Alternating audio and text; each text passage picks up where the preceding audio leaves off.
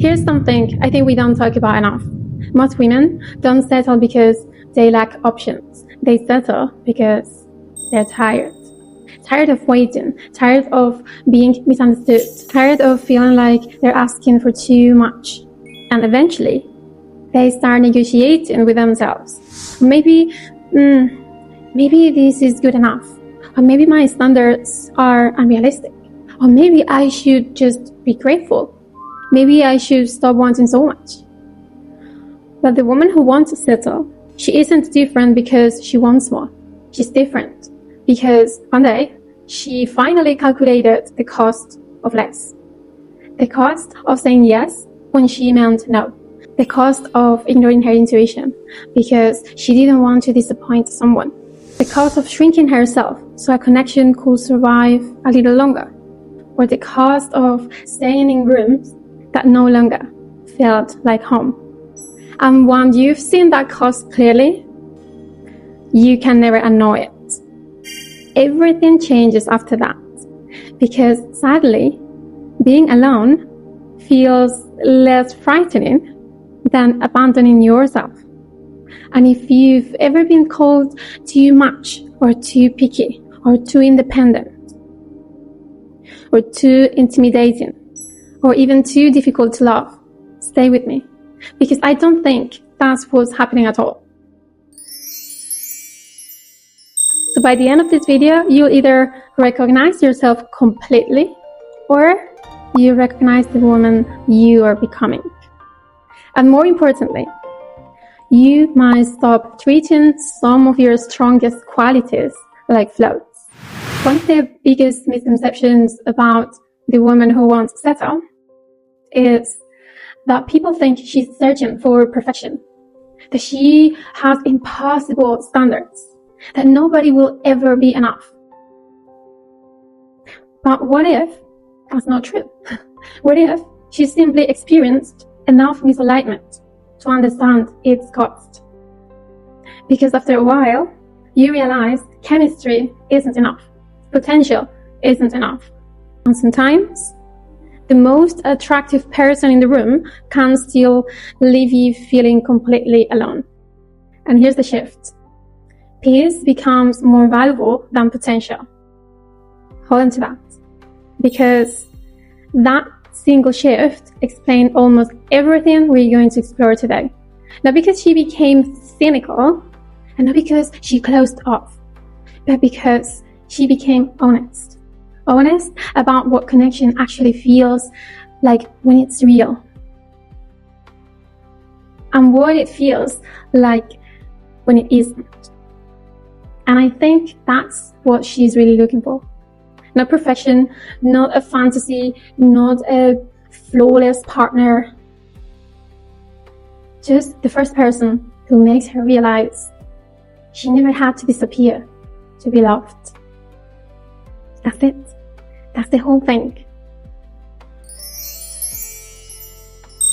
Stay with me for a moment, because a real woman behind this idea is far more interesting than the stereotype. And being frank, I think she's far more common than most people realize. There are women quietly living this story all over the world right now. Building beautiful lives, growing, creating, healing, outgrowing things they once thought they wanted. And sometimes wondering if anyone else feels the same way. And if you're new here, welcome. I'm Eva, and this little corner is where we have the conversation that don't always feed into everyday life. The conversations about self-refinement, life design, self-love, relationships, feeling feminine, radiant, and about creating a life that feels beautiful, but not only from the outside, but from the inside too. Because I genuinely believe two things. One, most women don't need fixing. They need remembering. Remembering who they were before the noise, before the expectations, before all the versions of themselves they created just to be accepted. And two, I also believe that growth doesn't have to feel heavy. It can be beautiful. And sometimes growth looks like returning to your intuition, returning to your truth, returning to the part of yourself that were never broken in the first place, and with joy and fun during the journey as well. Why not? And where we're talking today, you might already start to notice which part of these women feel familiar. And before we go deeper, I want to tell you something that might come as a relief. Because lately, I've noticed women describing a version of the same experience. They say things like, I don't know what's happening to me. I have less patience than I used to. I don't feel interested in things I used to tolerate. I enjoy my own company more than I expected. I feel different, and I'm not sure if that's okay. And here is what I wanted to know. What if you're not becoming difficult? What if you're becoming honest? What if you're simply becoming harder to disconnect from yourself? Because once you start listening to your intuition, once you stop overriding your own needs, and once you stop negotiating away your peace, certain things stop fitting. Certain conversations, certain dynamics, certain relationships. And not because you're judging them, because you've changed. And when you spend enough time reconnecting with yourself, you cannot be comfortable pretending you don't know what you know anymore. And if conversations like this feel like a deep exhale, you probably feel at home here. If you're ready to become your most magnetic and the best version of yourself, this is your place. This is the first episode of a series I've been wanting to create for a long time, and it's called The Woman Who Won't Settle. And despite what the title might suggest, this isn't really a series about dating. Dating is simply one expression of something much deeper. And this series is about the woman who stops abandoning herself. The woman who starts trusting herself. The woman who would rather experience temporary loneliness than permanent self-betrayal. Over the next few episodes, we're going to explore who she is, why she sometimes feels alone, what she no longer confuses with love, and what happens when she finally begins creating relationships from alignment instead of fear. Because I think she's one of the most misunderstood women in the world. And if you're watching this, there's a good chance that some part of her already lives inside you. So if you have your tea or coffee or matcha, no rush, this could be one of those conversations worth taking slowly, because it might shift something. So let's enjoy this conversation together, and let me show you who she is. The woman who won't settle is one of the most misunderstood women there is. And honestly, the more she grows, the more misunderstood she often becomes. Because people don't always see what's actually happening. They only see the result. They see the boundaries, the standards, the independence, the self-respect. And then they create a story about it. She's too picky. She is intimidating. She's impossible to please. Her standards are too high. Oh, that's why she's still single. That's my favorite one. So maybe you heard some version of that. Or maybe someone has said it directly to you. Or maybe you've quietly wondered it yourself. You've been reading between lines. But here's what I find very interesting. The same exact qualities that are celebrated in almost every other area of life suddenly become a problem the moment a woman applies them to relationships. Think about it. A woman with high standards in business, ambitious, focused, impressive. A woman with high standards in love, too demanding, too selective, too difficult. A woman who knows her worth professionally, confident, a leader. A woman who knows her worth romantically, intimidating. And we can be all of that, yeah? nothing bad with it. But it's a strange contradiction when you really look at it. And a lot of women internalize it without even realizing it. They start questioning themselves, wondering if they're asking for too much, wondering if they should be more flexible, more accommodating, more available, more patient. Until one day, they wake up and realize something. They've spent years adjusting themselves to fit what other people found comfortable, and very little time asking themselves what actually felt right. Now, here's something that might be a little uncomfortable. I don't think most women settle because they don't know what they want. It happens sometimes. But I think many women settle because they know exactly what they want. And they're afraid of what it might cost to honor it. Because honoring your truth can be expensive. It can cost approval. It can cost familiarity. It can cost relationships. It can cost being understood. And sometimes it can cost the version of life you thought you were supposed to have. And that's the part people don't talk about. The woman who won't settle isn't fearless. She simply decided that betraying herself was becoming more painful than disappointing other people. And that is a very different thing. Let me clear something up. The woman who won't settle isn't looking for perfection. She isn't holding out for a fantasy. She understands that real people are messy. Relationships are messy. Life is messy. She's messy sometimes too. It would be so boring if we're perfect, isn't it?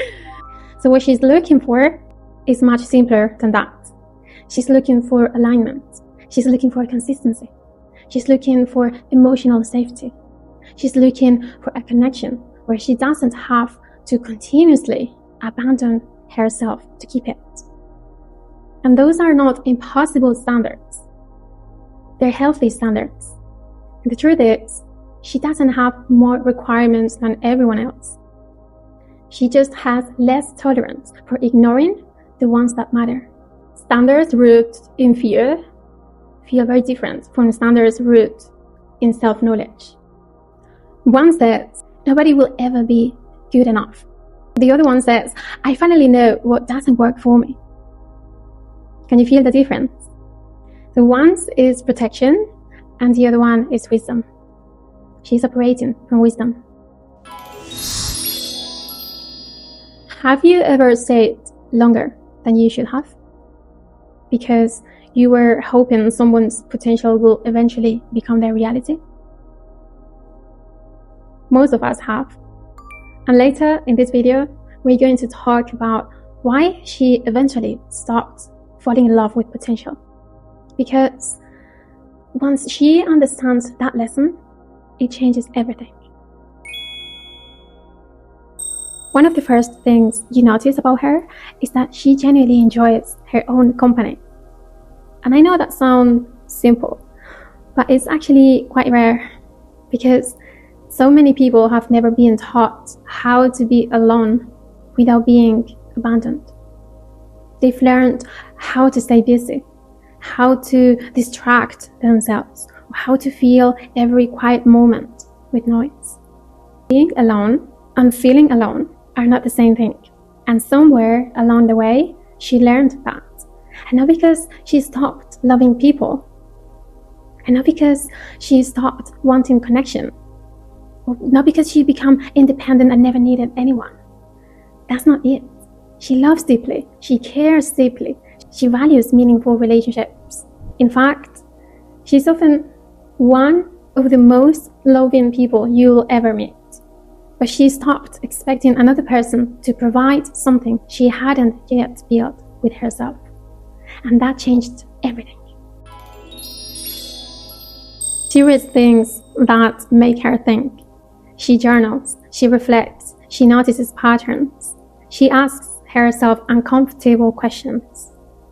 Sometimes she takes walks without headphones, or enjoying a nice candle bath, or just have a treat on her own. Not only because she is trying to be productive, but because she enjoys hearing her own thoughts. She enjoys her own company. She creates, she dances around her space. She starts projects she doesn't fully know how to finish yet. She moves her body because it feels good, and because she's trying to earn her worth. And little by little, without even realizing it, she becomes someone she genuinely enjoys spending time with. I think that's one of the most underrated forms of self-love. Not constantly improving yourself, not constantly fixing yourself. Simply becoming a place you enjoy returning to. And here's where people often misunderstand her. They see her spending time alone and assume something must be missing. That she must be lonely. That she must be secretly unhappy. That she must be waiting for someone. But solitude and loneliness are completely different experiences. Loneliness says, I feel disconnected. And solitude says, I feel connected to myself. And those are not the same thing, not even close. The woman who wants to settle knows the difference because she's experienced both. And once you've experienced both, you stop confusing them. It's clear. I remember sitting across from someone I genuinely liked. And if I'm honest, I spent most of the evening monitoring myself, thinking about what to say, what not to say. Which part of me felt safe to reveal? Which part felt safer to keep hidden? And at some point, I had this strange realization. I wasn't connecting. I was performing. And maybe you've experienced something like that too. When conversations look fine from the outside, but internally you're exhausted because you've been managing the entire interaction, trying to be understood or trying to be liked, trying not to say the wrong thing or trying not to disrupt the dynamic. And I remember living with one clear thought. If I have to work this hard to keep your attention, this isn't connection, it's performance. And I was exhausted by it. That moment didn't change my life overnight. There was no dramatic decision, no grand declaration. It was quieter than that. I simply became less willing to perform. I'm more willing to be alone than to perform. Sometimes one lesson is enough. And looking back, that tiny shift changed far more than I realized at the time. Because here's something I've noticed. Women who are genuinely comfortable in their own company often become incredibly magnetic. Not because they're trying to attract attention, not because they're performing confidence. They're magnetic because they're no longer asking the room who they should be. Think about that. They walk into a room already connected to themselves, already anchored, already home. And everyone can feel that immediately. That's why solitude became such an important part of her life. And not because she's hiding from the world, and not because she's waiting for life to begin, but because solitude became the place where she remembered herself, where she heard her own voice again, where she stopped outsourcing her identity to other people. And that relationship with herself, that's exactly what allows her to create deeper connections with others. Because she's no longer asking someone else to tell her who she is. She already knows. And when someone knows who they are, they become very difficult to lose. Even when life changes, even when seasons change, because they've built a home with themselves. And maybe nobody around her fully understands what she's building yet. Maybe They've asked her when she's finally going to stop, or when she's finally going to be realistic, or when she's finally going to choose the safer path. But she can't, because something inside her knows she's not building a project. She's building a life that feels true. And when you've felt that calling, it's almost impossible to unknow it. And once a woman builds that kind of relationship with herself, something else begins to happen. She stops waiting for life to start, because she realizes it already has. And maybe she's editing videos at midnight, writing pages nobody has seen yet, or building something that makes completely sense to her and almost no sense to anyone else yet. Or maybe she's growing a business, a creative vision. There's something that she can't fully explain but can't stop working on. Or maybe it's quieter than that. Maybe she's rebuilding herself, her health, her sense of direction, her mindset, her relationship with who she actually is. And either way, she understands something important. Life doesn't begin when somebody arrives. Life is already happening, and this changes everything about how she enters relationships. She isn't looking for someone to give her a reason to get up in the morning. She already has one. She wants a partner, not a purpose. And that's a fundamentally different energy than waiting, because she isn't seeking complexion. She's seeking companionship, a beautiful one. Someone who adds to a life that's already meaningful. Someone who can't keep up, not someone she has to drag forward. And I'm curious, as you've been listening, which part of her feels most familiar to you so far? The solitude, the building something, the knowing the difference between loneliness and solitude? Leave it in the comments. I would love to hear from you. And if this series is resonating, share it with a woman you think is her. She might need to hear today that she's not alone in this. She's like you. This is probably the part people misunderstand most. Her standards aren't about finding someone perfect. They're not a list that she found somewhere. They're about what she's noticed. She pays attention to who she becomes around people. Does she laugh more? Think more clearly? Feel more like herself? Feel safe enough to be honest? Or does she slowly start editing parts of herself to keep that connection? Does she feel smaller around them? More anxious? Like she's managing someone instead of actually connecting with them? Because she's learned chemistry alone doesn't build a life. That's not love. And potential alone doesn't make a partnership.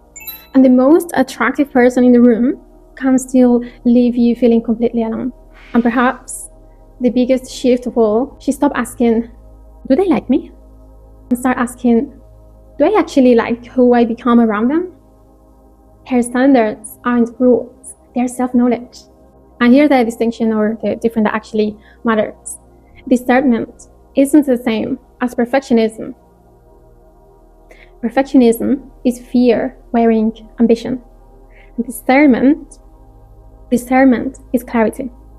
Knowing what her nervous system has learned it needs in order to feel safe, seen, and at peace. One is protection, and the other one is wisdom. She's operating from wisdom. And there is one final piece before we close. The part nobody wants you about. Because once you see it, you won't experience those quieter moments the same way again. And if you're craving more conversation like this, you can join also our community and the glow letters below. You can just have a look in the links. And it's your safe space for women who care about their self-refinement and becoming more themselves. And I prefer always quality over quantity. Always. And you also receive an invitation to our community space if it feels aligned for you as well. Something that doesn't get talked about enough is that she stopped chasing. And not because she's cold, not because she doesn't care, but because she realized something. The right person doesn't need convincing. She stopped pursuing people who continuously showed her they weren't available. Stop working harder than the other person just to keep something alive. Stop convincing herself that potential was the same as presence. Because attraction can make you curious. Chemistry can make you excited. Potential can make you hopeful.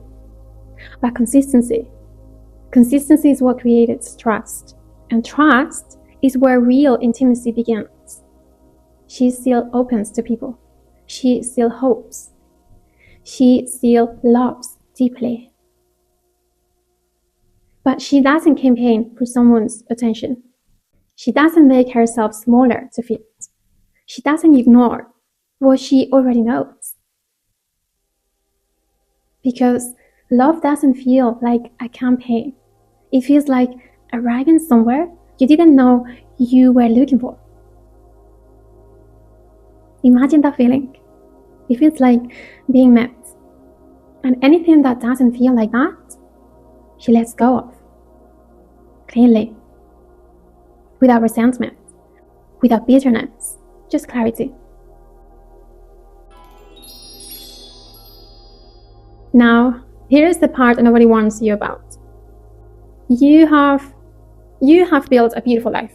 You're growing, creating, learning, becoming more yourself every season. And sometimes, in the quietest moments, you wonder why alignment hasn't arrived yet. Why haven't you found your person? Or why do you sometimes feel like you're living in the space between who you were and who you're becoming? And most people assume that something must be wrong with you. But the real answer is far simpler and far kinder. Clarity reduces options, not forever, but temporarily. When you stop accepting everything, there are naturally fewer things that fit. That's not failure. That's not a sign that something is broken. That's discernment, doing exactly what it's supposed to do. And there is something else. Outgrowing old dynamics creates a specific kind of loneliness. Not the loneliness of being empty, but the loneliness of realizing you've outgrown rooms you used to fit inside and not yet found the ones you belong in. There is a transition there, and that's real, and it deserves to be acknowledged. Not fixed immediately, not rushed through, just held. Because the gap you sometimes feel isn't emptiness, it's space being held for something that actually fits.